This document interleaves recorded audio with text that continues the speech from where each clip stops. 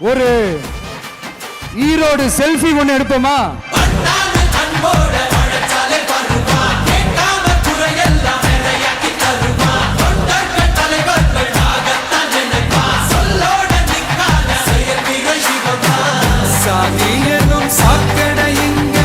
Okay, thank you thank you. கீழே இறங்க, கீழே இறங்குப்பா. நீ இறங்கினாதான் புத்தம் கொடுப்பேன்.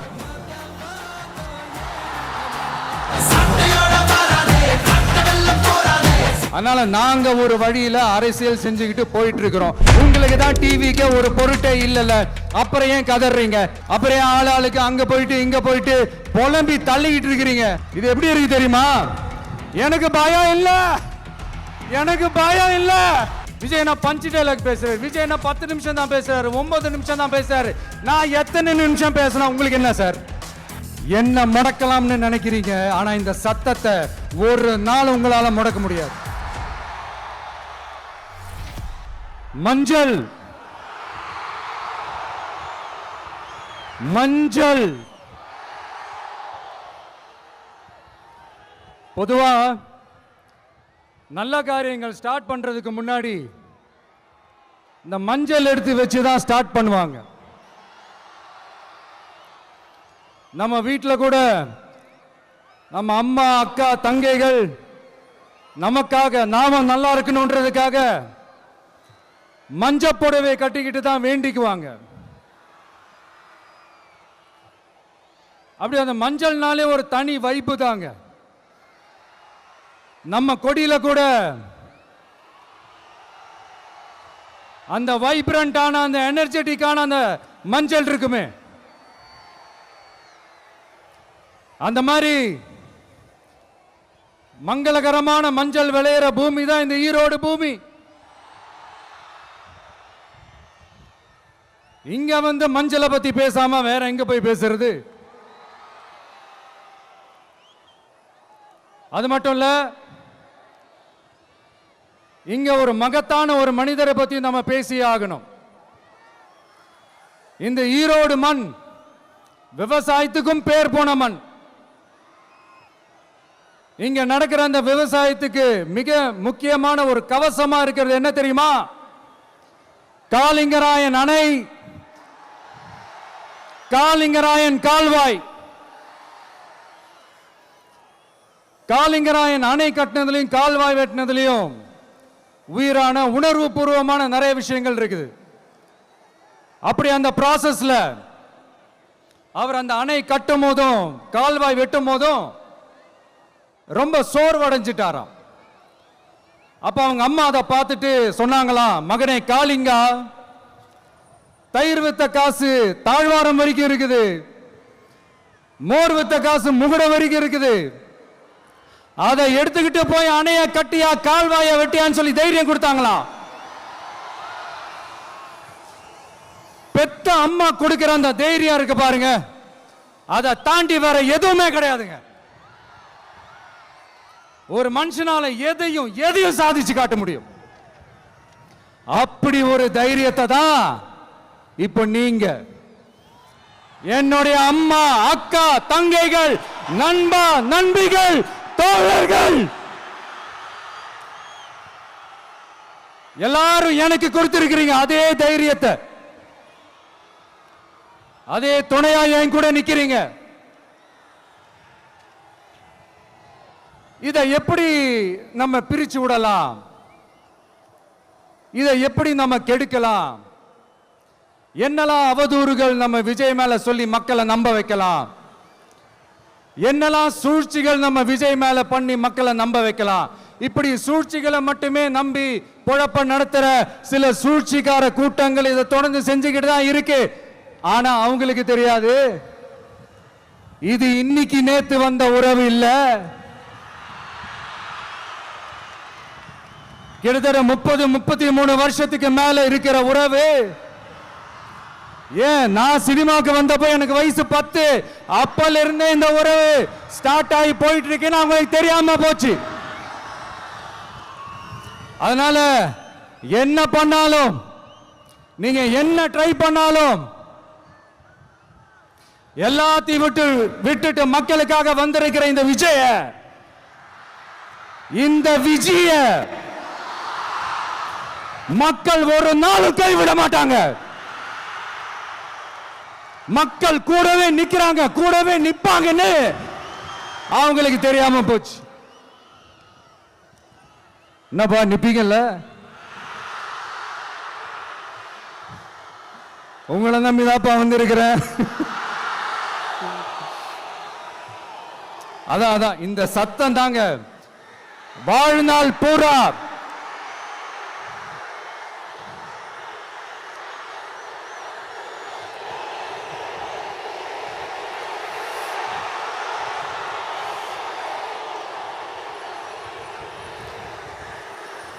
வாழ்நாள் பூரா உங்களுக்கு நன்றியோடவே இருப்பேன். இப்போ நம்ம காளிங்கராயன் அவர்கள் அணையை கட்டுறதுக்காக பவானிக்கு போய் பார்க்கும்போது ஒரு இடத்துல ஒரு பாம்பு வந்து உட்கார்ந்துச்சான், படுத்துச்சான். அது படுத்த இடத்துல தான் அவர் அணையை கட்ட ஸ்டார்ட் பண்ணாராம். அப்புறம் அந்த பாம்பு வளைஞ்சி நெளிஞ்சி போற இடத்துலலாம் கால்வாயை வெட்டினார்னு சொல்லி சில வாய்மொழி கதைகள்லாம் சொன்னாங்க. தண்ணியை சேமிச்சு வச்சு குடிக்கிறதுக்கும் விவசாயத்துக்கும். தம்பி கீழே இறங்கு, தம்பி கீழே இறங்குப்பா, ப்ளீஸ் கீழே இறங்குப்பா.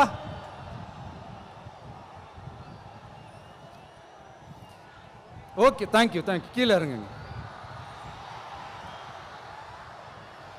கீழே இறங்குப்பா. நீ இறங்கினாதான் புத்தம் கொடுப்பேன்.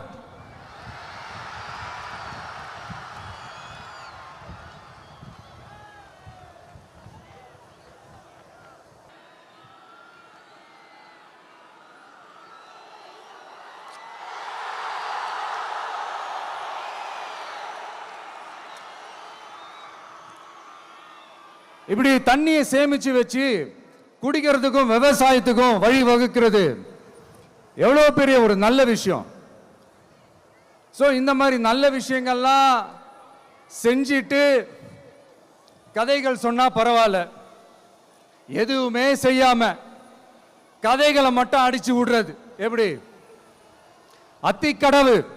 அத்திக்கடவு அவிநாசி திட்டத்தை இன்னும் விரிவுபடுத்தினா அந்த 3 மாவட்டத்தில் இருக்கிற லட்சக்கணக்கான மக்களுக்கு எவ்வளவு பிரயோஜனமா இருக்கும். எத்தனையோ லட்சம் ஏக்கர் நிலங்கள்ல விவசாயம் நடத்தினா எவ்வளவு பிரயோஜனமா இருக்கும். ஏன் அதெல்லாம் பண்ண மாட்டேன்றீங்க?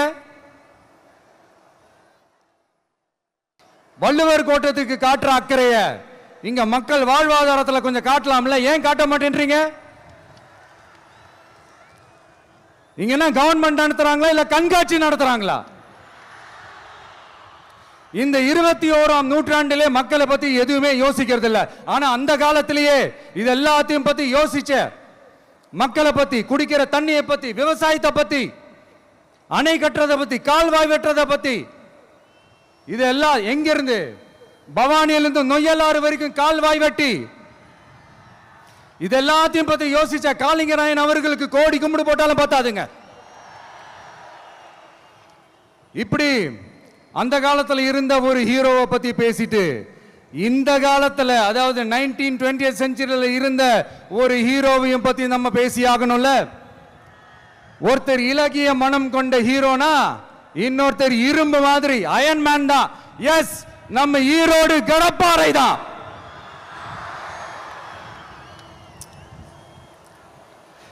ஒட்டுமொத்த தமிழ்நாட்டையே திருப்பி போட்ட சீர்திருத்த நெம்புகோல். ஈரோடு மாவட்டத்தில் பிறந்த அவர்தான் இந்தியாவுக்கே இடஒதுக்கீடு சம்பந்தமான அரசியல் சட்டத்தை திருத்தறதுக்காக போராட்டம் நடத்தினவர் யாரு? நம்ம தந்தை பெரியாரு. 100 வருஷத்துக்கு முன்னாடியே வகுப்பு வாரி பிரதிநிதித்துவம் வேணும்னு கேட்டவர். அன்னைக்கும் சரி இன்னைக்கும் சரி ஒரு ஆச்சரியத்தோட பார்க்கக்கூடிய ஒரு மனிதர், நம்மளுடைய கொள்கை தலைவர். அப்ப அண்ணாவும் எம்ஜிஆரும் யாரு? பெரியார் அவர்கள் கிட்ட இருந்து எங்களுக்கு தேவையான கொள்கைகளை எடுத்துக்கிட்டோம். அவரை ஃபாலோ பண்ற, அவரை வழிகாட்டி ஏத்துக்கிட்ட அண்ணா அவர்கள் கிட்ட இருந்தோம், எம்ஜிஆர் அவர்கள் கிட்ட இருந்தோம் தேர்தல் அணுகுமுறையை எடுத்துக்கிட்டோம். அண்ணாவும் எம்ஜிஆரும் தமிழ்நாட்டோட சொத்து, அவங்கள பயன்படுத்துறத பத்தி யாரும் இங்க கம்ப்ளைண்ட்லாம் பண்ண முடியாது. அண்ணா எங்களோடது, எம்ஜிஆர் எங்களோடது, நீங்களா எடுத்துக்க கூடாது அப்படிலாம் யாரும் இங்க அழுதுட்டு இருக்க முடியாது, சொல்லிவிட்டேன். அதனால நாங்க ஒரு வழியில அரசியல் செஞ்சுக்கிட்டு போயிட்டு இருக்கிறோம். உங்களுக்கு தான் டிவிக்கு ஒரு பொருட்டே இல்லைல்ல, அப்புறம் ஏன் கதறீங்க? அப்புறம் ஆளுக்கு அங்க போயிட்டு இங்க போயிட்டு புலம்பி தள்ளிக்கிட்டு இருக்கிறீங்க. இது எப்படி இருக்கு தெரியுமா? எனக்கு பயம் இல்ல, எனக்கு பயம் இல்ல அப்படின்னு சத்தமா சவுண்ட் விட்டுக்கிட்டே சத்தமா பாட்டு பாடிக்கிட்டே இந்த நடுங்கிக்கிட்டே சின்ன பசங்க நடந்து போவாங்க, அந்த மாதிரி இருக்கு. முதல்ல மண்டையில இருக்கிற கொண்டைய மறைங்க சார்.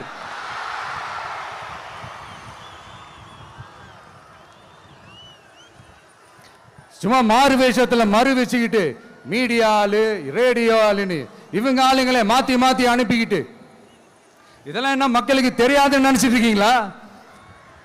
மக்கள் எல்லாத்தையும் உன்னிப்பா கவனிச்சிட்டு இருக்காங்க. அதனாலதான் சொல்றேன், உங்களுக்கு நீங்க கொள்ளையடிச்சு வச்சிருக்கிற காசு தான் துணை, ஆனா எனக்கு என் மேல எல்லையில்லா பாசம் வச்சிருக்கிற இந்த மாசு தான் துணை.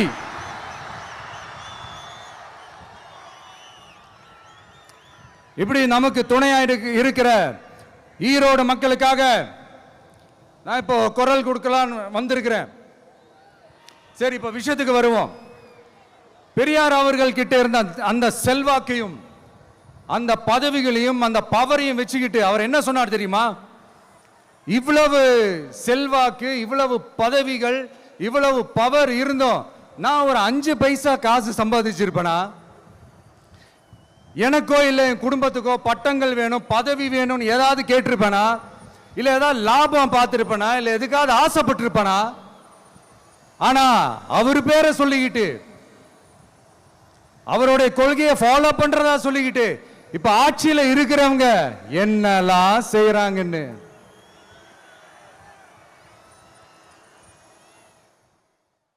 அதனாலதான் சொல்றோம், பெரியார் பேரை சொல்லிக்கிட்டு தயவு செஞ்சு கொள்ளையடிக்காதீங்கயா, தயவு செஞ்சு கொள்ளையடிக்காதீங்க. அவரு பேரை சொல்லிக்கிட்டு பெரியார் பேரை சொல்லி கொள்ளையடிக்கிற இவங்க தான் நம்மளுடைய அரசியல் எதிரி. மக்களை நீங்க சொல்லுங்க, நம்மளுடைய அரசியல் எதிரி யாரு? நம்மளுடைய கொள்கை எதிரி யாரு? ரிப்பீட், நம்மளுடைய அரசியல் எதிரி யாரு? நம்மளுடைய கொள்கை எதிரி யாரு? உங்களுக்கு புரியுது இல்ல? எனக்கு அது போதும்யா, எனக்கு வேற எதுவுமே தேவையில்லை.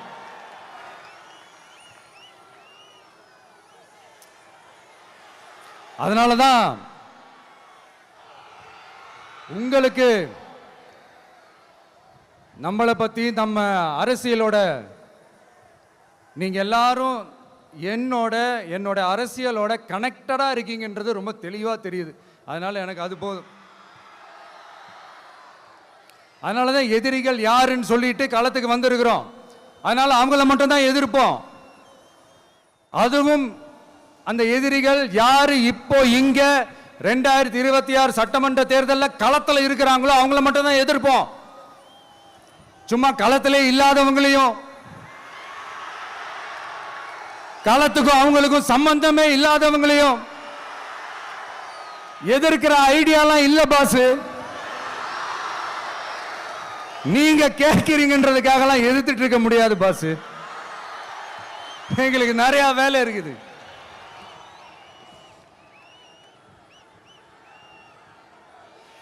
எத்தனை எத்தனை பொய்யான வாக்குறுதிகள். வந்த உடனே நீட்டை ரத்து செய்வோம், கல்வி கடனை ரத்து செய்வோம், கேஸ் சிலிண்டருக்கு மானியமா 100 ரூபாய் தருவோம், என்னெல்லாம் அடிச்சு விட்டுட்டு இன்னி வரைக்கும் கேட்கிறேன், இதெல்லாம் சொன்னாங்களே செஞ்சாங்களா? இவங்க எப்பவுமே இப்படிதான், சொல்றது ஒண்ணு செய்யறது ஒண்ணு. திமுகவும் பிரச்சனைகளும் ஃபெவிகால் போட்டு ஓட்டின ஃப்ரெண்ட்ஸ் மாதிரி ஒன்னிலிருந்து ஒன்னை பிரிக்கவே முடியாது. இப்போ ஈரோடு பகுதியில் இருக்கிற பிரச்சனையை பத்தி பேசுவோம். பெரியார் பேரை மட்டும் சொல்லிக்கிட்டு எப்படி அவரோட கொள்கைகளுக்கு எதிராக செயல்படுறாங்களோ அப்படிதான் இந்த மஞ்சள் நகரத்தோட மஞ்சளுக்கும் ஒண்ணும் பண்ணல, மஞ்சள் விவசாயிகளுக்கும் ஒண்ணும் பண்ணல. ஆராய்ச்சி மையம், சிறப்பு மையம்னு கோடி கோடியா டெண்டர் விட்டாங்க, பேருக்கு கட்டிடத்தை கட்டினாங்க. ஆனா உலகமே போட்டி போட்டு வாங்குற மஞ்சளை மதிப்பு கூட்டி விற்பனை செய்ய, அதாவது அதோட வேல்யூ இன்க்ரீஸ் பண்ணி நம்ம விவசாயிகளுக்கும் இந்த மாவட்ட மக்களுக்கும் நன்மை செய்ய இதுவரைக்கும் என்ன செஞ்சிருக்காங்கன்னு யோசிச்சு பார்த்தா ஒரு பெரிய ஜீரோ தான். கரும்பு நெல்லுக்கு அரசாங்கம் விலை பிக்ஸ் பண்றாங்க, அதையும் ஒழுங்கா பண்றதில்ல. ஒவ்வொரு முறையும் பிரச்சனை. அங்க நெல் கொள்முதல் செய்யறதுல ஊழல். சரி, நாம கஷ்டப்பட்டு விளைய வச்சது வீணா போக கூடாதுன்னு நினைச்சு நம்ம விவசாயிகள் கேட்கிற லஞ்சத்தை கொடுத்தாலும் அதுக்கப்புறம் கூட அந்த கொள்முதல் ஒழுங்கா நடக்கிறது இல்லை. அதையும் தாண்டி ஏதோ ஒரு விலை விவசாயிகளுக்கு கிடைக்குது.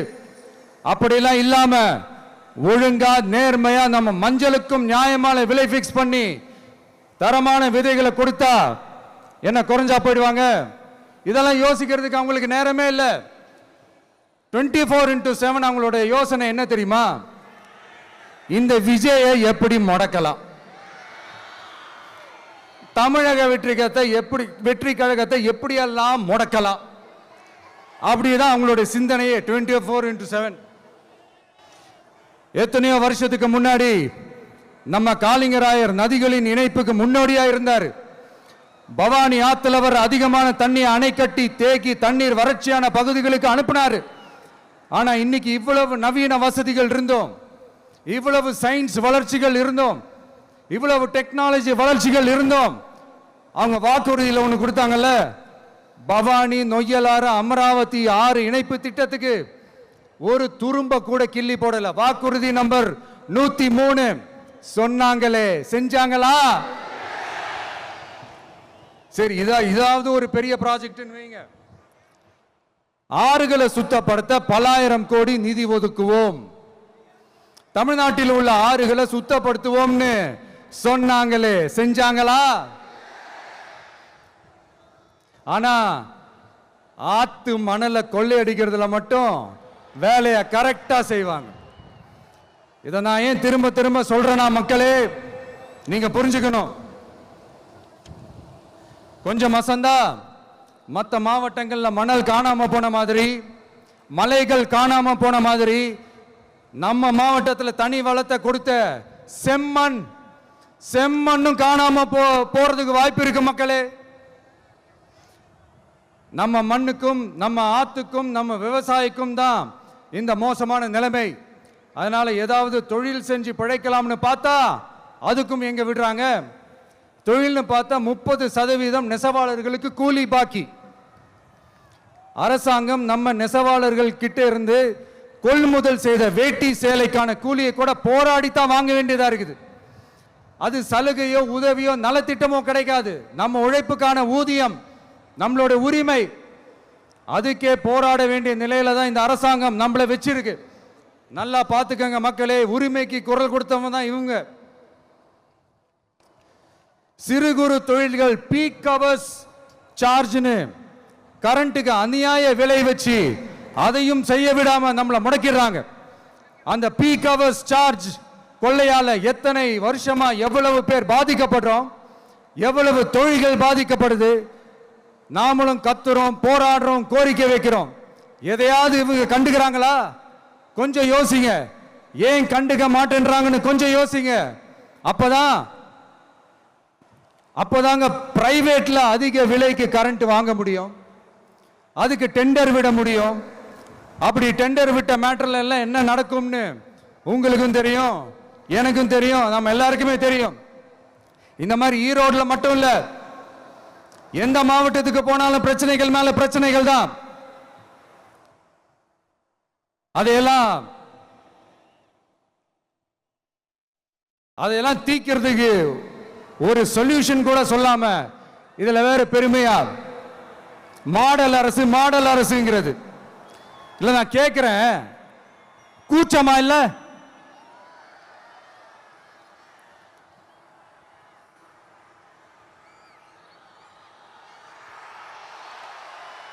இதெல்லாம் கேட்டா அப்படியே நம்ம பக்கம் யூட்டர்ன் அடிச்சு வந்துருவாங்க.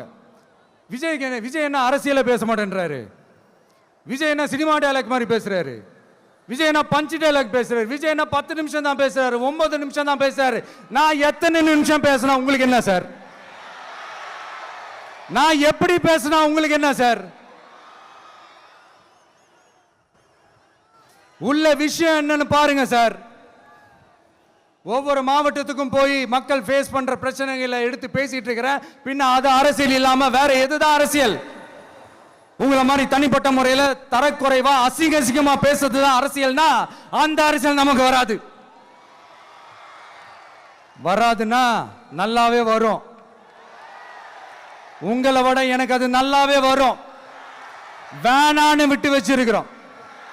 அப்புறம் உங்களுக்கு நமக்கு என்ன வித்தியாசம்? காஞ்சிபுரத்தில் நாம பேசும்போது இந்த மாதிரி உங்களால் அமைக்கப்பட போற ஆட்சியில நம்ம ஆட்சிக்கு வந்த உடனே என்னெல்லாம் செய்ய போறோம்ன்றது சிலது சொன்னோம். அதையெல்லாம் தப்பா புரிஞ்சுக்கிட்டு இப்போ சொல்றேன், விளக்கமா சொல்றேன். நான் சலுகைகளுக்கு எதிரானவன் கிடையாது. மக்களுக்கான சலுகைகளை இலவசம்னு சொல்லி அசிங்கப்படுத்துறதுல எனக்கு உடன்பாடு கிடையாது. மக்கள் காசுல மக்களுக்கு செய்யறதை எப்படி இலவசம்னு சொல்லுவீங்க? அப்படியே செஞ்சிட்டாலும் ஓசில போறேன்னு சொல்லி அசிங்கப்படுத்துறீங்க. என்ன கேட்கறதுக்கு ஆள் இல்லைன்னு நினைச்சீங்களா? மக்களுக்கு ஒண்ணுன்னா இந்த விஜய் வந்து நிப்பா, இந்த விஜய் வந்து கேள்வி கேட்பா. இந்த விஜய் எப்பவுமே மக்கள் பக்கம் தான், அதே மாதிரி மக்களும் என் பக்கம் தான். என் மக்கள் மானத்தோட மரியாதையோட கௌரவத்தோட வாழணும். என் மக்கள் யாருக்கும் கீழே கிடையாது. அப்படி அவங்க கௌரவத்தோட வாழணும்னா அவங்களுக்கான வாழ்க்கை தரம் உயரணும். வாழ்க்கை தரம் உயரணும்னா அவங்களோட வாழ்வாதாரம் உயரணும். வாழ்வாதாரம் உயர்ந்தாதான் பொருளாதாரம் உயரும். பொருளாதாரம் உயர்ந்தாதான் வசதி வாய்ப்புகள் உயரும். இதெல்லாம் உயர்ந்தாலே ஆட்டோமேட்டிக்கா அவங்களோட வாழ்க்கை தரம், அவங்களுக்கான மரியாதை, அவங்களுக்கான கௌரவம் எல்லாமே உயரும். இதுக்கான வழிகள், அந்த சூழல்களை அந்த கவர்மெண்ட் அமைச்சு கொடுக்கணும். இதுக்கான அந்த திட்டங்களை செயல்படுத்தணும். இதெல்லாம் செஞ்சாதான் அந்த அரசாங்கம் ஒரு நல்ல அரசாங்கம். இதைத்தான் அன்னைக்கு சொன்னோம். இதைத்தான் அன்னைக்கு சொன்னோம். உடனே சொன்னா மட்டும் போதுமா? எப்படி செயல்படுத்துவீங்க? நாங்க என்ன வாயிலே வடை சுடுறதுக்கு டிஎம்கேவா? டிவிகேடா?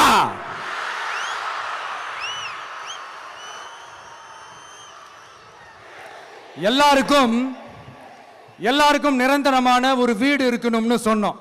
உடனே எங்க ஆட்சியிலே நாங்க எல்லாரும் வீடு கட்டி கொடுத்துட்டோமே அப்படிங்கிறது இல்ல. நான் கேட்கிறேன், இங்க உங்களை தான் கேட்கிறேன், இங்க வாடகைக்கு இருக்கிறவங்களே இங்க யாரும் இல்லையா? எல்லாருக்கும் சொந்தமா வீடு கட்டி கொடுத்துட்டாங்களா? அடுத்து வீட்டில் இருக்கிற ஒவ்வொருத்தரும் மினிமம் டிகிரி படிச்சிருக்கணும் அப்படின்னு சொன்னோம். உடனே எங்க ஆட்சியிலே எல்லாரும் டிகிரி படிச்சு முடிச்சிட்டாங்களே அப்படிங்கிற மாதிரி சொல்றது அது உண்மைனா? ஸ்கூல் லெவல்லையே டிராப் அவுட்ஸ் அதிகமானது யாரோட ஆட்சியிலங்க?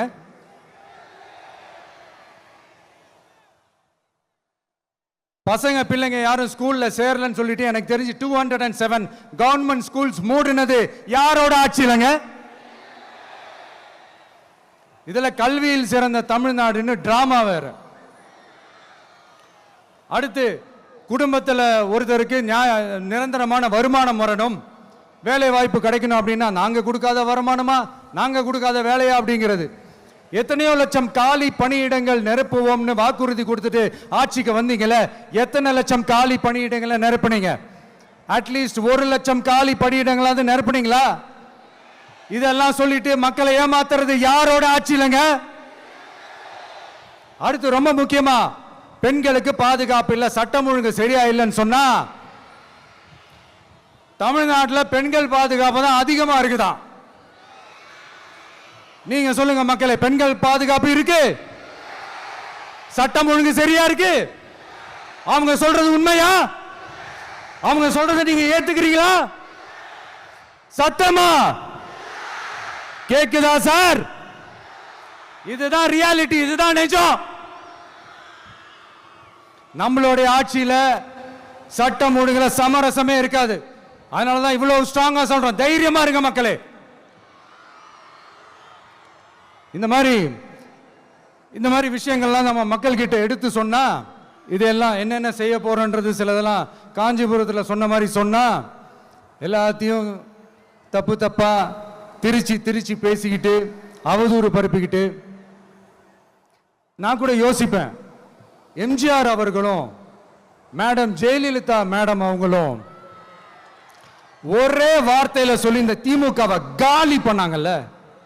நான் கூட யோசிப்பேன், ஏன் இவ்வளவு ஹார்ஷா பேசுறாங்க, ஏன் இவ்வளவு ஹார்ஷா அவங்கள திட்டுறாங்கன்னு யோசிச்சது உண்டு. இப்பதானே புரியுது. அவங்க ரெண்டு பேரும் சொன்னதை இப்ப நானும் ரிப்பீட் பண்றேன். திமுக ஒரு தீய சக்தி, திமுக ஒரு தீய சக்தி, திமுக ஒரு தீய சக்தி, திமுக ஒரு தீய சக்தி, தீய சக்தி, தீய சக்தி, தீய சக்தி. என் நெஞ்சில் குடியிருக்கும் ஈரோடு மக்களே,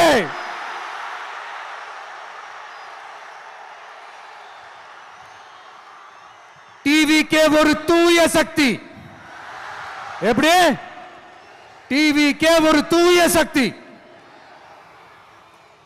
தூய சக்தி டிவிகேவுக்கும் தீய சக்தி டிஎம்கேவுக்கும் தான் போட்டியே.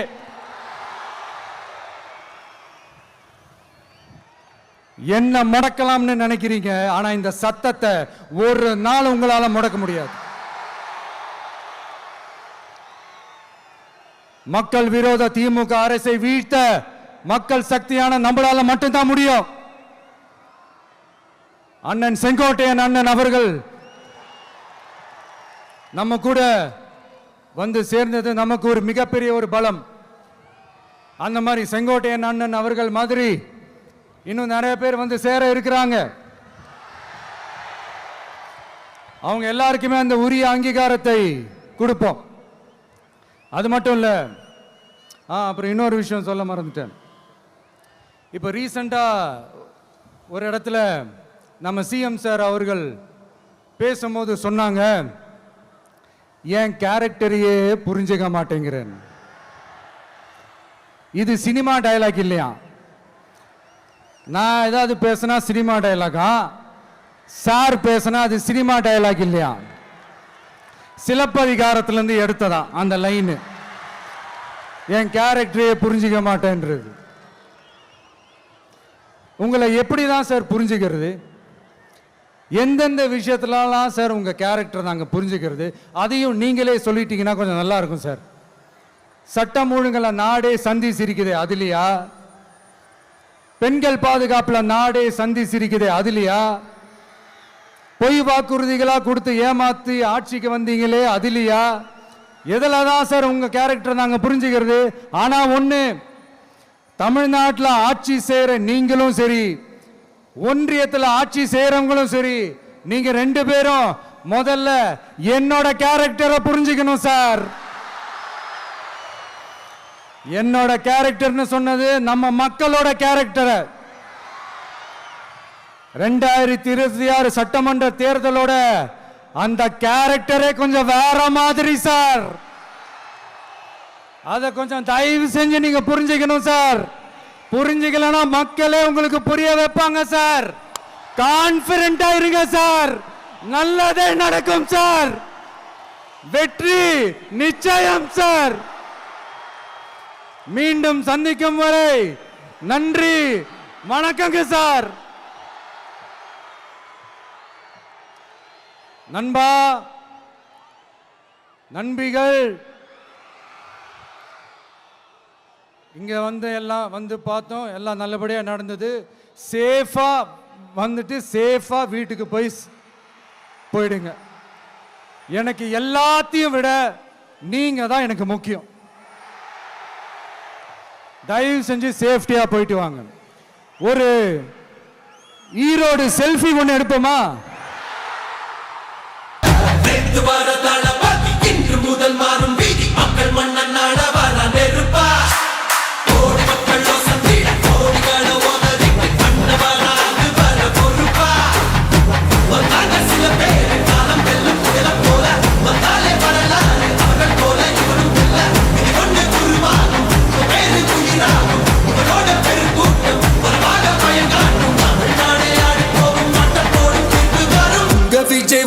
விஜய் உயிர் என்ன வரனா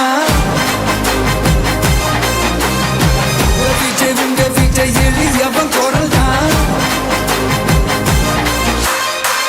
விஜய் உங்க விஜய் தனியால் இல்ல கடல் தான் விஜய் உங்க விஜய் எளியவன் குரல் தான் விஜய் உங்க விஜய் தனியால் இல்ல கடல் தான் மக்கள் தானே மன்னர்களை உனக்கு காட்ட வரனா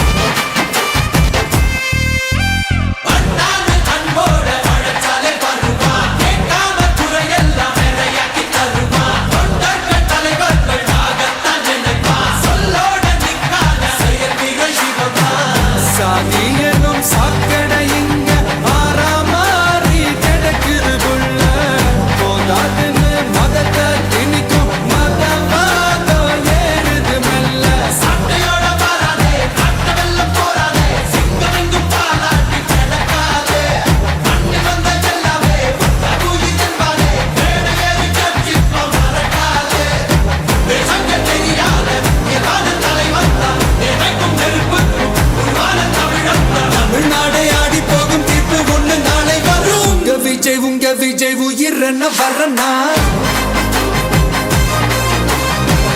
விஜய் உங்க விஜய் எளியவன் குரல் தான்